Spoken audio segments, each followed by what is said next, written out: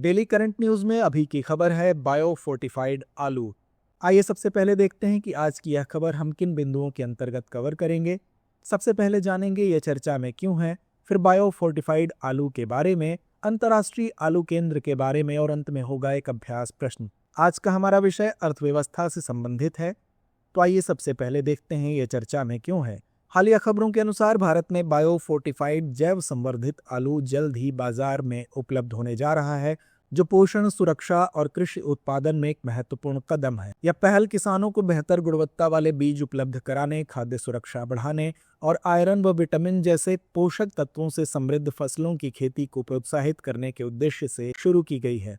बता दें कि आगरा में स्थापित अंतर्राष्ट्रीय आलू केंद्र का क्षेत्रीय केंद्र आलू किसानों को बेहतर बीज उपलब्ध कराने और बाजार तक पहुंच में सहायक होगा। आगे बढ़ने से पहले आपको बता दें, अगर आप भी कर रहे हैं एसएससी की तैयारी तो जुड़िए दृष्टि आईएएस की एक नई पहल दृष्टि एसएससी से, जहां आपको मिलेंगी free live classes, PYQs, demo classes, exam notifications and strategies video. तो अभी सब्सक्राइब करें दृष्टि एसएससी। डिस्क्रिप्शन में दिए गए लिंक पर जाकर चैनल को सब्सक्राइब करें। चलिए अब बढ़ते हैं खबर की तरफ।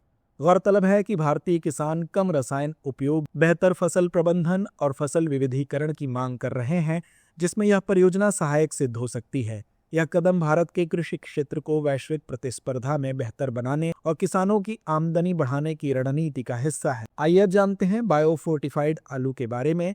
बायो फोर्टिफाइड आलू में आयरन की मात्रा बढ़ाई गई है, जिससे पोषण स्तर में सुधार हो सके।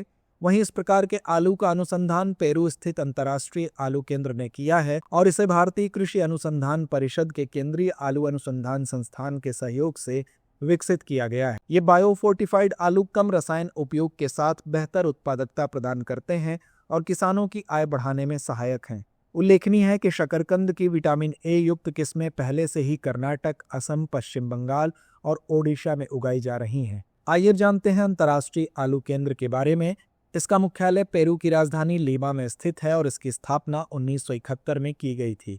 यह संगठन आलू, शकरकंद और अन्य एंडियन मूल की जड़ एवं कंद फसलों पर अनुसंधान और विकास करता है। साथ ही यह दक्षिण एशिया के किसानों को बेहतर कृषि तकनीकी, उच्च गुणवत्ता वाले बीज और पोषण सुरक्षा प्रदान करने की दिशा में कार्य करता है। सीआईपी समाज के कमजोर वर्गों को पौष्टिक फसलों की उपलब्धता सुनिश्चित करने पर विशेष ध्यान देता है। यह केंद्र किसानों को फसल विविधीकरण और बीज गुणन क्षमता बढ़ाने में भी सहायक है।